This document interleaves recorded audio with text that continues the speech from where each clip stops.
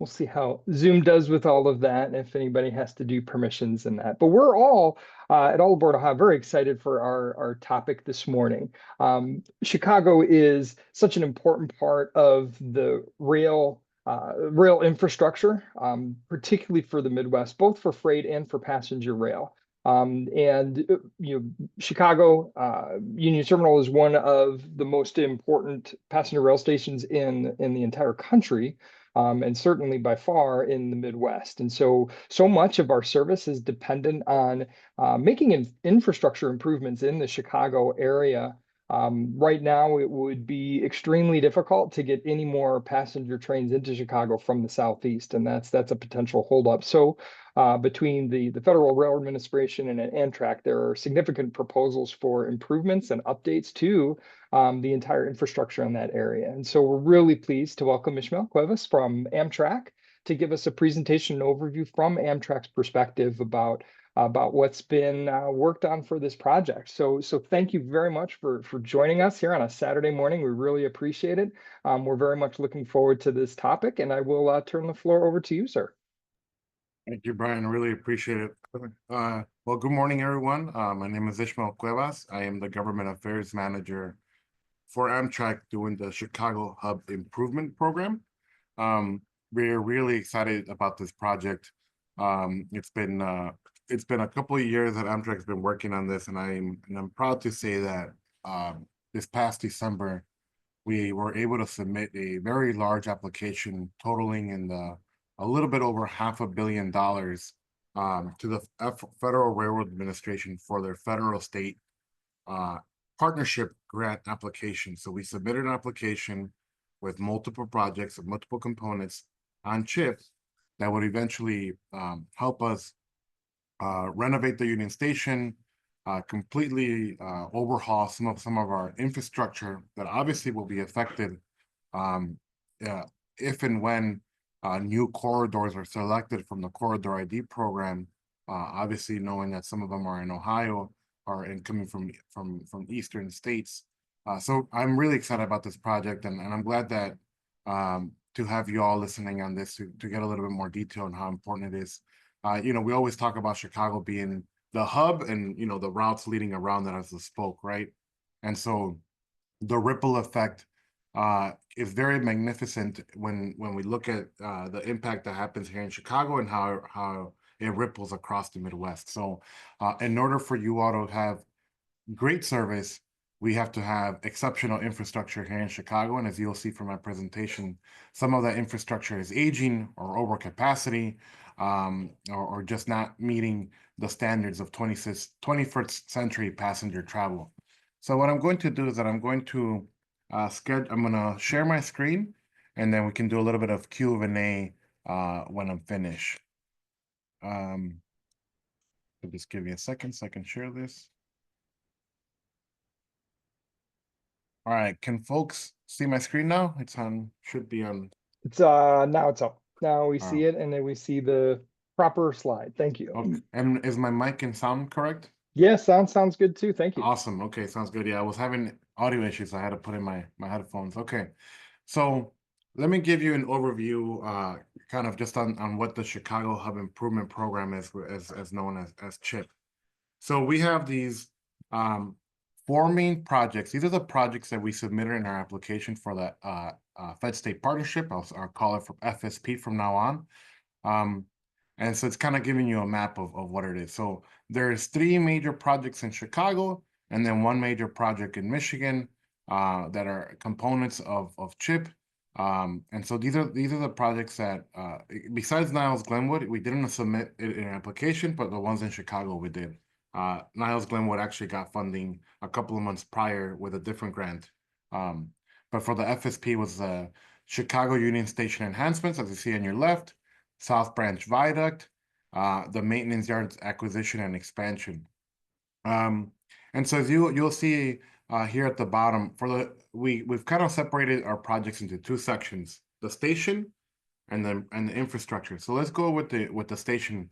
So some of our partners include obviously the FRA, the Illinois State DOT, Cook County, where the city of Chicago lies, and obviously the city and our local commuter, regional commuter agency, Metro. And so we have this is the following schedule of what we have, right? Obviously, they're all target dates. These are not for sure dates. I don't want you to go and tweet out that these are when the dates are coming, because obviously with construction, these things all change, and with funding. So the mail platform, we're hoping for summer of 2028, the concourse 28, and commuter platform expansions for between 26 and 2030. Now, on the infrastructure component, the goal of this is to add infrastructure or purchase infrastructure to reduce travel times and increase the reliability. And I'll go into detail on what that looks like on several of our projects. But that one requires us to work very, very diligently and very close with the host railroads, right? So even if we have disagreements, right, we have to treat those disagreements like you would in a partnership or in a marriage, right? Sometimes you're gonna have ups, sometimes you're gonna have downs, and but we still have to work together, since we're essentially married to the host railroads because we use the track. So we have to be in constant communication with the CN, BNSF, NSUP, CSX, and again Metro. And our funding partners include IDOT, Chicago, the county, Metro, and the Michigan DOT, as you can see in the Niles-Glenwood capacity expansion area. And again, right now for this year, we're going through 30% design, and we're hoping to get final design and construction, past 2026. So let's go into the infrastructure components, which are I guess the ones that are in the most dire need of reparation. So let's start off with the South Branch Viaduct. This is the bridge that's coming directly south of the Amtrak yard here in Chicago. As you can see here on that picture on the left, or sorry, on the right, you can actually see the Sears Tower right along facing north from that bridge. So that's the structure where we leave the host railroad and we enter the the only Amtrak owned mile-long track that we have in Chicago, north of that. So this bridge, built in 1914, is beyond its useful economic lifespan. It's over 100 years old. And it carries most of all South and East state-supported long-distance trains, plus the Metro, plus Norfolk Southern and BNSF trains. So you know this train is going up and down. And additionally, as you can see on that image on your left, you can see the clearance between the river and the bridge. It's very, very low, right? So if a water vessel is going there and you stand up, you can pretty much touch the bridge, right? And that's not good. But also it just means that the bridge is going up and down during the busy boating season at Lake Michigan. As you all know, this canal is connected directly to the lake. So this is what people, a lot of watercrafts use to access the lake. So there's multiple operational issues that I'll discuss, including the CNN crossing just directly south on 21st Street, but also just mechanical issues. If you zoom in a little bit on your right, you can actually see. Here, I'll see if you can, maybe on the mouse you can see right here. We actually had to install the sprinkler system on the bridge itself, because in the summer, as heat expands and contracts, the bridge was not actually sitting properly on the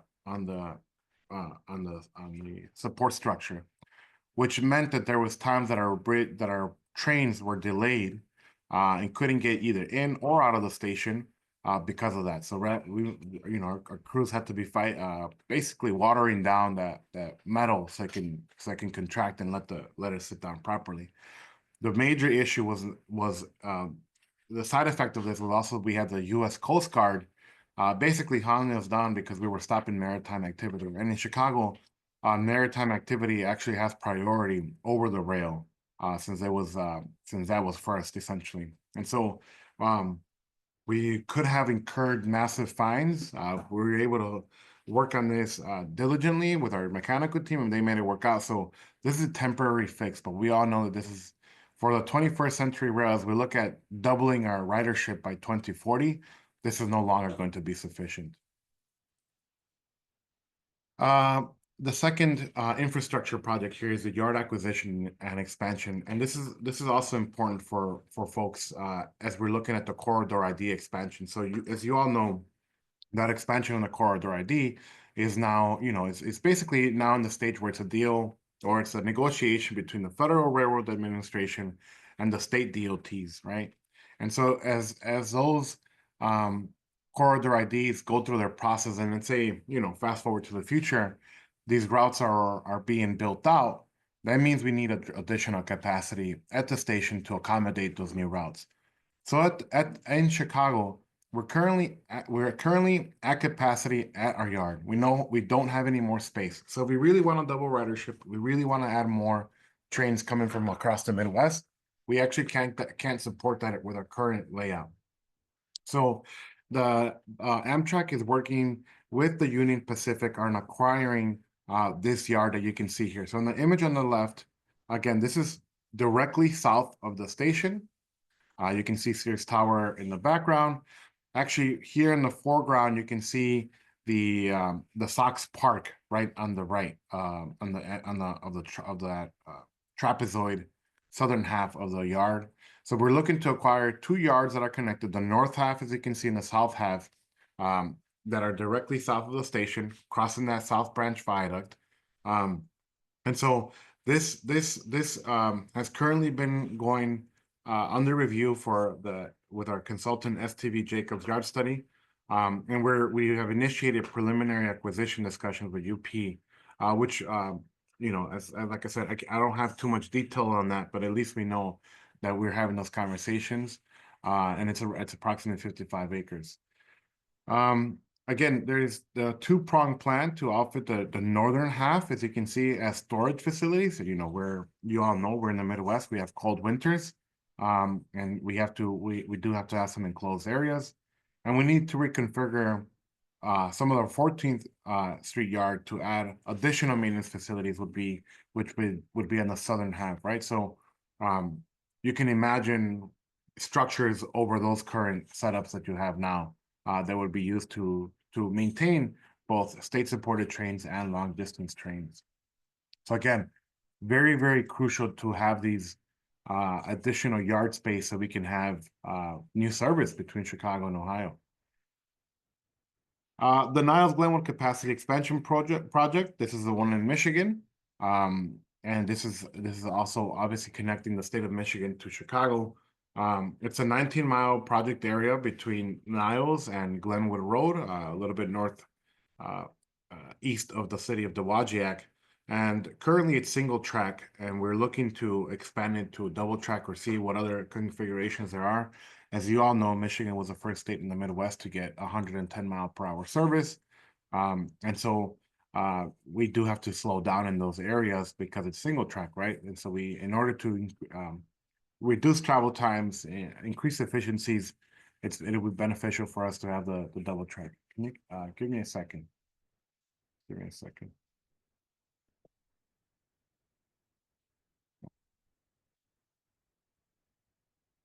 All right. All right. Is the presentation still working? It just switched over to now we're looking at PowerPoint in edit mode. Okay, hold on. Give me a second. So, and as Ishmael's adjusting that, as there's a couple of people that to put some chats in. If you have chats in, so Ishmael's going to go through his whole presentation, but we're going to have some time, some Q&A. So go ahead and write any chats into the chat, and then we can address those after we get through the main presentation. Okay, is it sorry, I just got all right. Does that work again? And yep, now we're back to the slide. We're good. All right, sorry, thank you. Okay, so that was Niles-Glenwood, and again, we did get the state of Michigan. We worked with the state of Michigan, and they actually did get a CRISI grant for final design. So again, they wasn't applied in the FSP, but it was applied in the previous one for CRISI. Now I'm going to go into the Chicago Union Station components. This is the second part of the CHIP program. So here's an overall kind of view of what the different components that are happening. So as you can see here in the image, I'm giving you an aerial perspective of where the Union Station. So you can see Union Station head house here. Here at number 1, you see the head house is also the Great Hall, commonly known. And number 1 is where the concourse improvements will be happening. And then you can see here on number 2, you'll see what we call the mail platform reactivation, what we'll talk about. And then 3 and 6 here is the commuter platform expansions, again, which I'll talk about. But I also want to show you some other kind of just briefly go around them. So we are also looking at ventilation improvements, obviously on the train sheds. Currently, here highlighted in green, there's a massive project that the Chicago Department of Transportation is working on to replace the street or replacement of the viaducts. Now, that street replacement, if any of you have been to Chicago Union Station, when you're underground, when you're going into the concourse, you're actually underneath the city, right, or underneath the station. And so that green component is literally the city tearing out the street, which means it's tearing out our roof. And so that will that's heavily impacting our basically traffic management around here, but obviously a lot of that work needs to be done. And then we just had a conversation with the Chicago Transit Authority, that's our local bus and subway system, the CTA, on having a better connectivity between the CTA Blue Line, which is a Clinton stop, and the station. But let me go into the components that we're actually addressing that we actually applied for in the Fed-State partnership. And again, I see your questions coming up in the chat, but I'll address those at the end. That way I can go through my presentation. So this CUS mail platform reactivation for passenger use. As you can see here on this image, you can see here on the left, you see this platform. This is actually the mail platform that connects what we call here in Chicago the old post office that had to load all their mail and offload their mail from the same tracks that we essentially used, more than 40 years ago. Now that mail platform is not compatible with our train sets, and so that mail platform currently is not in use, and it hasn't been in use for at least 3 to 4 decades. Now, the goal of this project is to reactivate those platform uses and to make them ADA accessible and to create additional rail capacity. Again, because those are dormant, we can't have any trains on them currently. Adding those that configuration would allow us to have more train service coming from the south and the east. The schedule for this is 100% design phase has been complete, and the general contractor bid will be issued as we continue to get the egress stairwell easements with the different owners on top of the station. Let's see if I have an image of this. Here you go. So here's an aerial perspective of that image. So here's the concourse on your left. And here's that red arrow or that red line is basically what would be the your passenger walking how to walk there to the platform. So you follow this red line, right? And you can see the blue is the actual train sets themselves. So these platforms were allowed for 1, 2, 3 additional platforms, 1 long distance, 2 state-supported train sets to fit there. We will also have to create an additional passenger hold room, and obviously for security purposes, have a police station, Amtrak Police Department office there as well for security purposes. But again, this is what it will create. So definitely great improvements in that area. And obviously we have to work with we have to have emergency egress stairwells, and as you can see, these extend from Jackson Boulevard by the station past Harrison Street. So that's a couple of blocks of egresses that we have to make underneath the city coming up to street level. Second component, very, very big component, is a concourse improvement project. And this is what we call basically the renovation of the station. These pictures that you can see on the left are pretty much self-explanatory. You can see that our stations are very overcrowded, right? We usually have 2 types of passenger at the station. Our main, as you all know, Chicago Union Station is owned by Amtrak, but Metro is actually our largest tenant. Metro being our largest tenant, it's our commuter railroad between the suburbs and the city.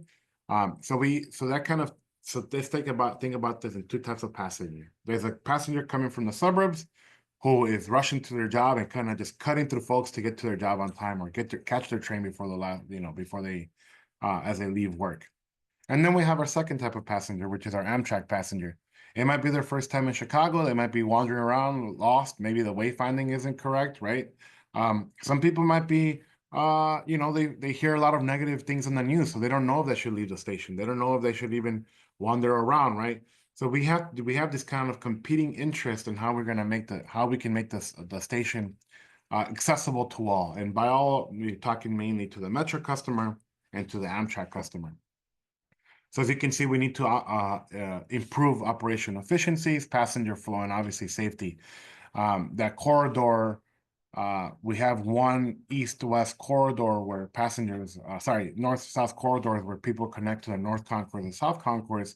And in fact, our Amtrak Police Department basically has told us that's the only line of sight that they have on both stations, and we need to basically clear that out. So just imagine what that looks like now, remove all the walls, and us rethinking how that's going to look like. Let's see, final preliminary engineering, we got an FRA annual grant on that, and then obviously we're looking for construction funding with that for the FSP grant. Let's see, let's go to the next one. Here's actually the three slices of what this project will look like. The concourse area here on your left, you can see that's where everybody gets on and off the trains. It's very, very, very congested during rush hour. On the mezzanine level, or what some of you all would call the food hall, right, is also, it's not it's not the best experience. Low lighting, low ceilings, and just an outdated look, right? We have to modernize our station for the 21st century passenger. And then at the street level, you have this kind of very small signage that it doesn't really give an allure of what the 21st century passenger wants to look at when they're coming out in and out of the station. We want it to be easy identifiable, right? We don't want people be wandering around where the station is when it's literally, you're going underneath the street level. And design character. This is where we're trying to figure that out. We'll figure that out, right? So I put the top image here because it shows you the building that was demolished in the 70s, and what our designers are looking at. Again, this is a draft image. It's not real, right? We're just trying to imagine and pay homage to the station so it preserves and builds upon its architectural heritage. But again, we want to create a vibrant transportation center and civic hub for people traveling across the country. Platform capacity expansion, very, very important. As you can see on the top, this is what rush hour looks like. So our platforms are very narrow. They're not necessarily ADA accessible.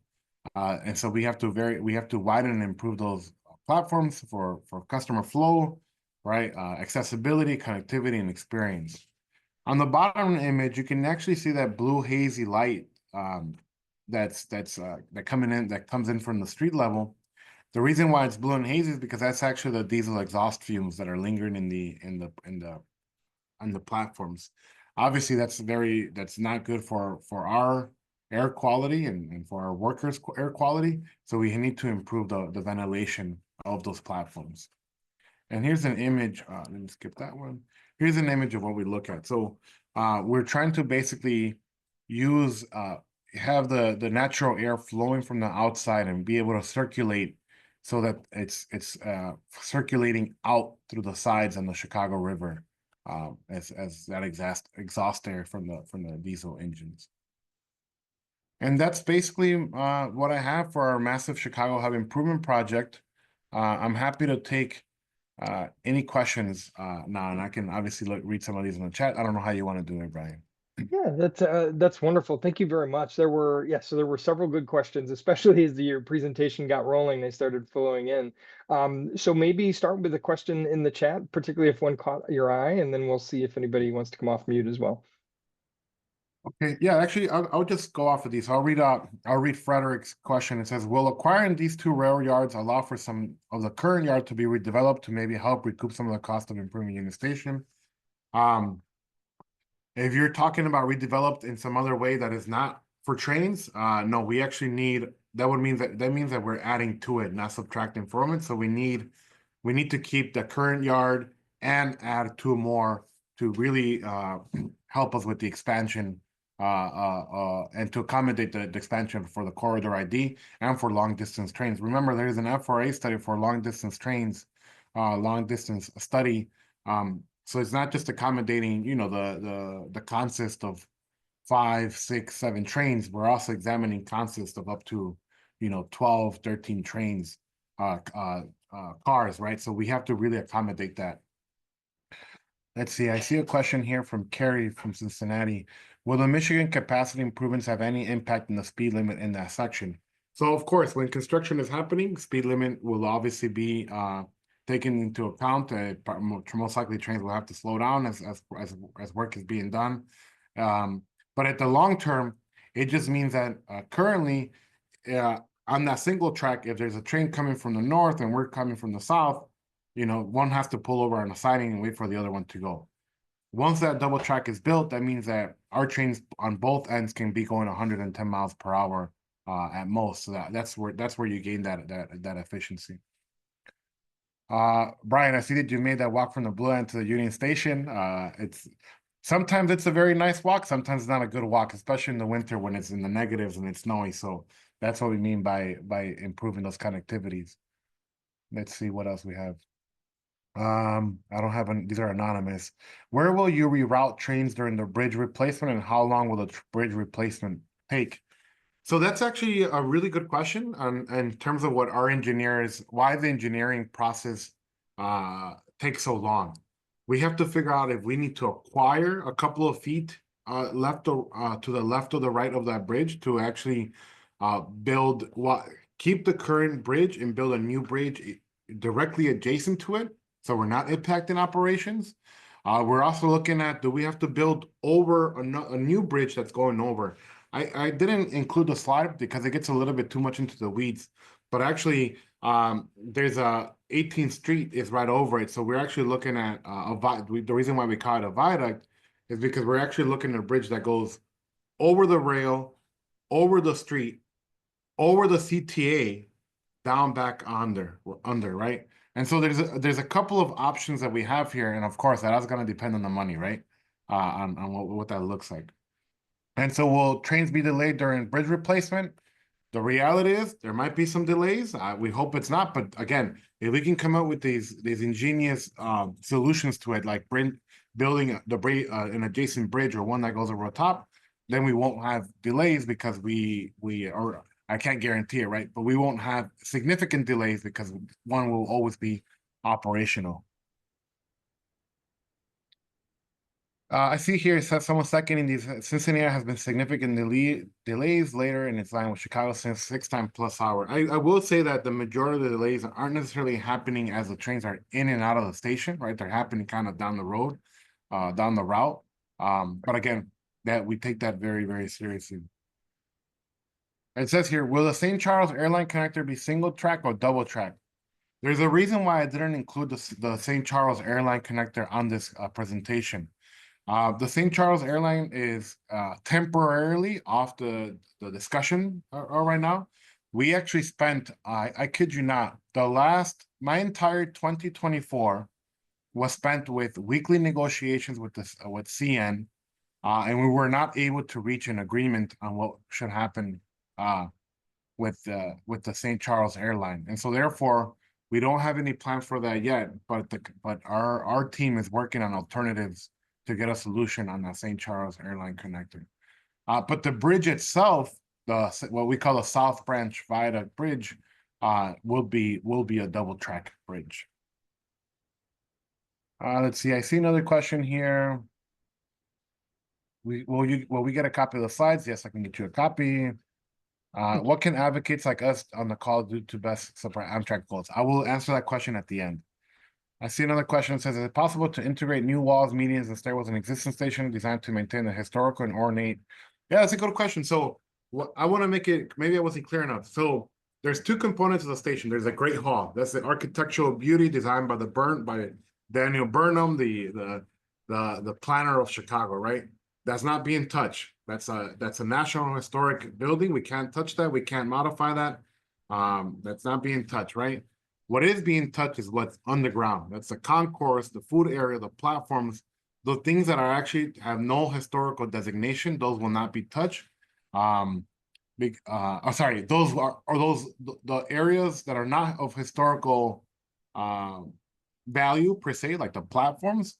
Those are all will be renovated. They all need to be renovated for ADA accessibility. The food hall, again, the food hall, you go there, it's the last time it was renovated in 1991. It's just an old design. 1991, when those designs were being made in the 80s, right? We were in the late 80s, early 90s. There was an expectation that passenger rail was going to be dropping, not growing, right? So we have outgrown the station. Let's see. Postal tracks turn the facility from a terminal to one with through running plans to run downstream Wisconsin services to Michigan. Yes, we have an entire team. We call it in the division here at Amtrak. It's called network development. The network development department is actually a team that's working with the states on their corridor ID programs. So those are the ones who are constantly thinking of different configurations of running east, west, north, south trains. So it's definitely a thought.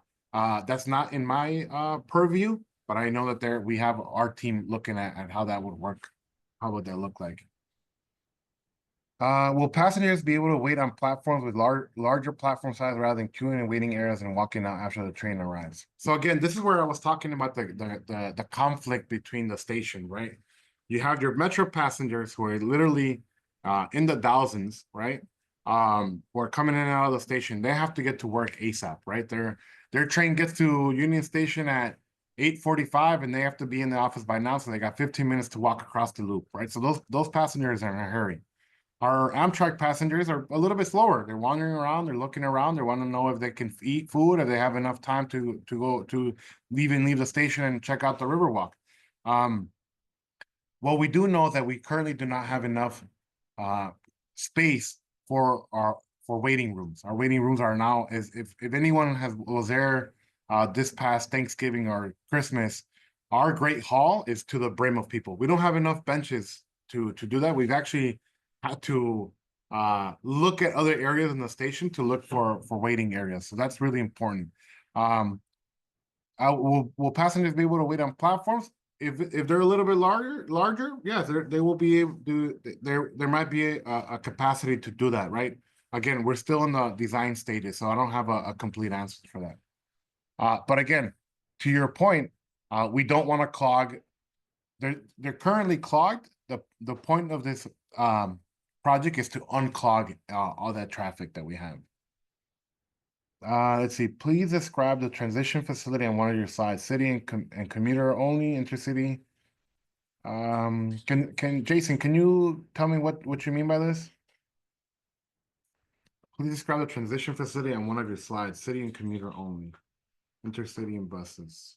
Yes, sorry, I didn't mean transition facility. The transit facility shown to the right side of one of your slides, whether that will only be for local matters or for intercity buses. Gotcha.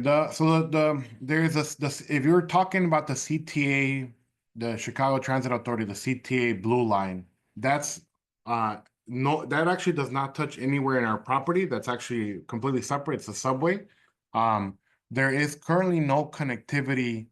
Connectivity by I mean is like a tunnel between them, right? You have to exit the station, walk on the sidewalk, go back under the tunnel into the subway.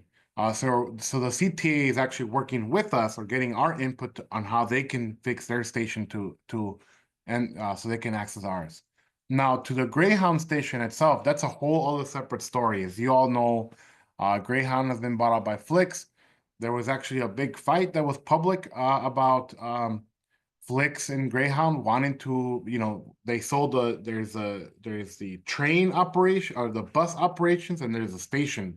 The station itself, there was a big argument about selling it, the real estate component. So there was a time in the last few months where essentially Greyhound was going to be homeless. There wasn't going to be a station, and they were arguing about where the bus would stop. Again, this has nothing to do with Amtrak. There's a Greyhound bus matter. But obviously we want to make sure that our customers have easy transitions from one to the other. I hope I was able to answer that. Oh, no, thank you for all that information. So I guess on one of the slides, I didn't see the word transit facility to the right of the main hall and everything. Yeah, you're talking about the Chicago, the CTA Transit. That's where the CTA bus is. Uh-huh. So that If- one, we do have a tunnel that exits you directly from the station into the bus facility. Oh, okay, good. Yeah. But again, that's a CTA bus. That's not a Greyhound bus. And CTA has said, I'm not speaking for CTA, but that's a CTA facility, not a Greyhound facility. And then I see a question, will it eventually be possible for the mail platforms to be accessed from the street? Imagine an old post office might not be happy about that. That is a very tough question. We have, we're waiting to hear what the old post office owners' perspective is on this. We've gotten conflicting messages on whether they want access from their office into our directs or not.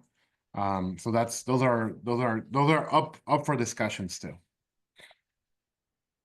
And that's all I see here on the. Yeah, that was all the ones in the chat. That was great because my two questions were about the St. Charles airline and about that connection to the Blue Line. We were able to get to both of those, so that was really good. And the other one I was curious about is through running. So for me, Ishmael, I go between Cleveland and Milwaukee all the time. There is no direct airline service, so it's brutal for me getting back and forth. Do I fly to Chicago and take a bus up, or a lot of my colleagues actually drive, and that's 7.5 hours if you hit Chicago right. So a lot of us would be thrilled to see that through running and have a better connection there. So since we got a chance to go through all the chat questions, maybe if there are other folks that would prefer to speak their questions, this would be a great time for it. This is Lisa. I'm just following up on the advocacy question you said you would mention at the end. Yeah, thank you. I forgot. I was just thinking that I wanted to wait till somebody asked it. But yes, advocacy, and the work that you all do is very, very important to Amtrak. Whether it's on the passenger rail side, whether the public transit side, we need voices like yours to amplify our message and to amplify the messages of what you have in your state and your cities. I think going forward, we've discussed internally, right, that the new administration, both at the US DOT and the new FRA, they need to hear the message that Amtrak matters to your communities. That's one. Two, your local leadership, whether it's a state level or your local level, needs to also hear from you all the importance of this, right? And so we're really, and I want to thank the folks at All Aboard for giving us a letter of support when it came to this project that we submitted to this application that we submitted to the FRA, because it is a regional project, right? It has Chicago in the title, and the work is in the title, but like I said in the beginning of the presentation, it really does have a ripple effect across the nation, to be quite frank. From Chicago, you can access over 30 states, right? That's over 300 stations across the network. And we really do need our elected officials to hear from our advocates that this works, that people want it, and plainly the ridership numbers have shown for that, right? We have in some of our routes we have exceeded pre-COVID ridership levels, and some of them we have met them. So we have been doing very well. I'm really proud of the Amtrak team.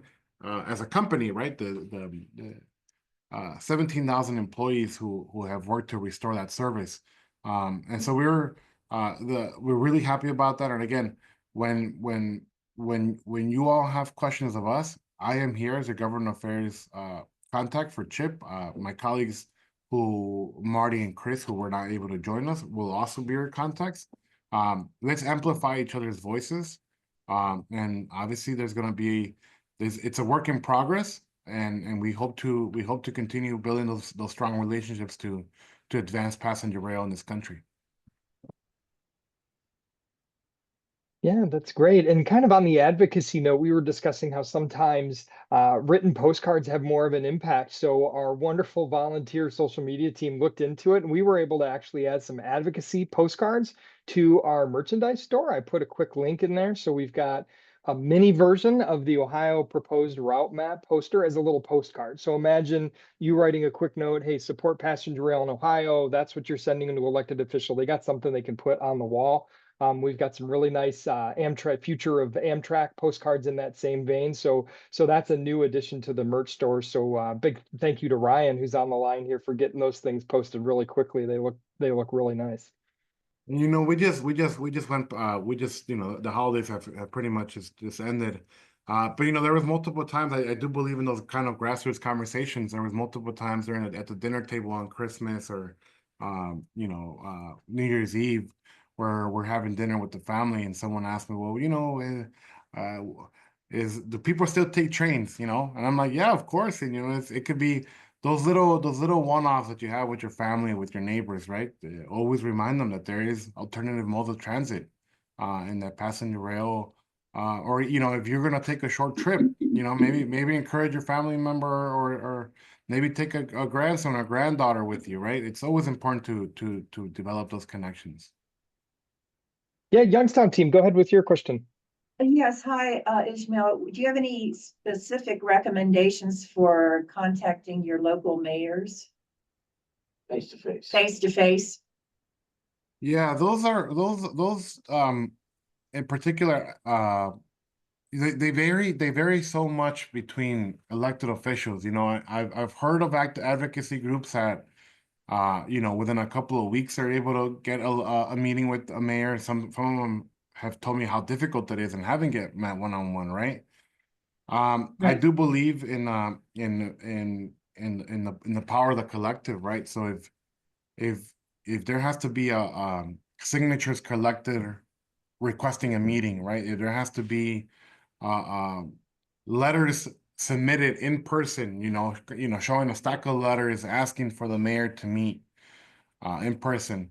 You know, that power in the collective does matter to mayor offices, right? And delivering them directly to the chief of staff, delivering directly to the secretary, and say, hey, you know, we want to hear from you, right? It also depends on the social media aspect, right? Like, some elected officials are very connected on social media, some of them are not. It just depends, right? Can you go on their Facebook and, you know, kind of everyone just starts mass commenting, hey, meet with us on, you know, February 13, meet with us on February, you know, something like that, right? There's different kind of tactics out there that could be used, that could be beneficial, right? Again, every municipality is different, every mayor is different, and sometimes some really do care, and sometimes just some are just not engaged, right? And so you might have to find a different person in the administration that could be engaged. Maybe it's a deputy mayor, maybe it's a commissioner, or of the transportation, local transportation, right? It doesn't always have to be with the mayor itself, because you know that somebody else could carry that message. I've got a question. Is Amtrak putting out through social media updates or informational things about this project that maybe I'm representing NIPRA, Northern Indiana Passenger Rail Association, and our Quarter ID project is the Midwest Connect.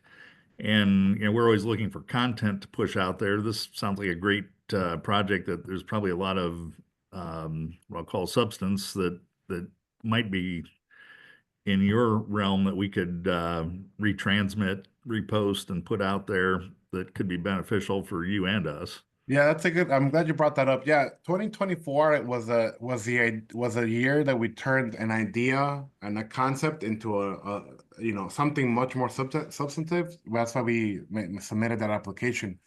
So we finally have, for example, one pager. We finally completed it in November, a website. So let me actually put that on here on the chat so y'all can see it.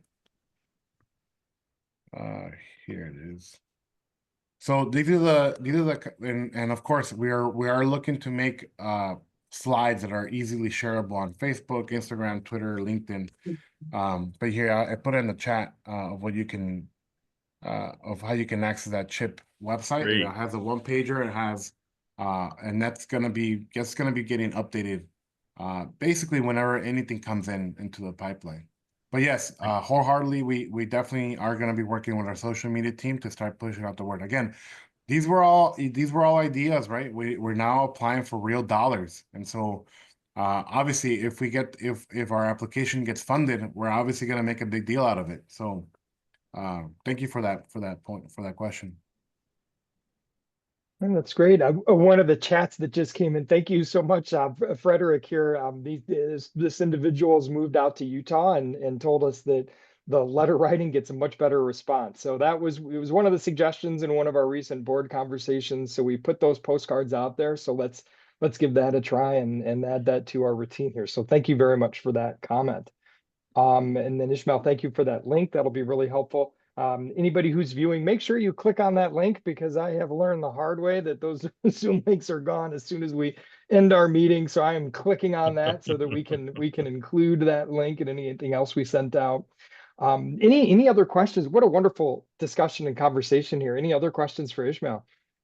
I did get a question in the chat in regards to service between Mobile and New Orleans. That's actually my team in the southern part of Amtrak. So I don't want to give you incorrect information. But let me see if I can find the email, and you can just email them on that particular aspect. Good. Any other questions while he's grabbing that email address? Yeah, I wanted to clarify what I think one of the questions that was in the chat was when it was talking about replacing the bridge and whether that would impact disrupting service. I think they were talking about that South Viaduct bridge. It seems like if you're destroying that bridge and building a new one, that it has to mean trains can't get through while that process is going on.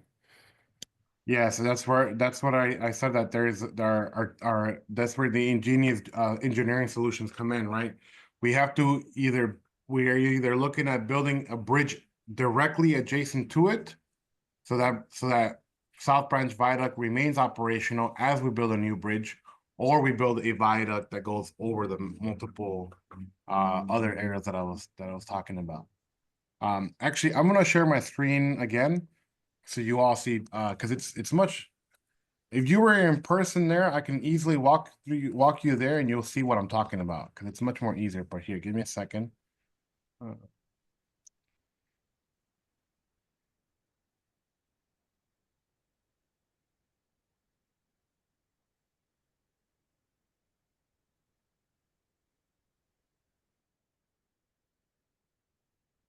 All right, I'm going to share my screen again. It is of Google Maps. All right, can y'all see Google Maps? Yeah, we can see it. Yes, sir. All right. So this right here, you see how it says Amtrak South Branch Bridge? That's the South Branch Viaduct. That's the one that's directly to the north is our 14th Street Yard. And you keep going north of the 14th Street Yard, and the track leads right into underneath the old post office, underneath this BMO tower, underneath 300 Riverside, and then right here underneath the Chicago Union Station. Going back south,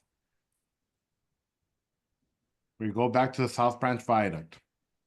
Now, the South Branch Viaduct, as you can see here, it's double tracked. It goes over the river. That's one crossing. And then you have right here the CN 21st Street crossing. And then it goes underneath the elevated train tracks of the Chicago Transit Authority. And it keeps going south. And then it has to go, oh, I skipped this part. Oh no, here it is. It keeps going south. And then it has to go underneath expressway. So there's multiple elevations that are happening here, right? So this bridge itself, what we're looking at is to not tear it down completely, because then you have no north-south axis, but instead building an adjacent bridge next to it, which means that we have to acquire property on either side. We don't know where yet, or one that goes over this bridge, and that goes over both the CN crossing and the CTA crossing, just in time so it goes below the highway. So I know it's a little bit difficult to visualize there, but that's what I meant by we can't fully knock down that bridge without having an alternative on site. Okay, As a thank map you. guy myself, that was very helpful. Thank you for the clarified question there, Lori, as well. Good. Well, that was wonderful. Well, thank you so much. It was really great to get a vision of that, and the things that are being worked on are active, and the things like the St. Charles airline that we'd all love to see happen that have other issues complicating them. But wonderful overview to learn more about what's going on with this project. We're all very excited for us, and here in Ohio, we just want some daytime service. Will be the nice next step for all of us on this end. So Ismael, thank you very much for this wonderful overview. Thank you to all of our members who were able to join this morning. Of course, as All Aboard Ohio, I ask all of you to please join us as members and contribute in whatever way we can. Now we've got these new advocacy postcards, so you can write your elected official with a passenger rail type postcard and have that as a reminder. We look forward to seeing many of you at our State House Advocacy Day in February. So please watch your email for information on that. Anybody who's able to make the trip to Columbus and join us that evening, we'd love to see you there and have a strong showing to let our elected officials know how important passenger rail is to us here in the state of Ohio. So again, thank you very much, Ismael. We really appreciate your time, and thank you everybody that was able to join us this morning. Thank you so much. And again, I want to thank you all for supporting that, writing that letter of support for us. We look to partner with you all. In the chat box, I am putting my colleague's email. He wasn't able to make it. His name is Marty Sandoval. He will be your contact for anything related to Ohio and any advocacy. Again, I'm working specifically in a CHIP program, but my colleague Marty is basically our Midwest contact. So anytime there's going to be any meetings of importance in Ohio, he's the one who actually has the ability to go out there and talk to you all in person and meet with any of your, any of the advocacy groups, or there's a time when there's an elected official that wants to talk to Amtrak as well. We're here to help. So thank you all so much, and I look forward to seeing you all in person sometime soon. Take care. Bye-bye. Wonderful. Good job, Bishop. Thanks. Appreciate it. Thanks everybody for joining us.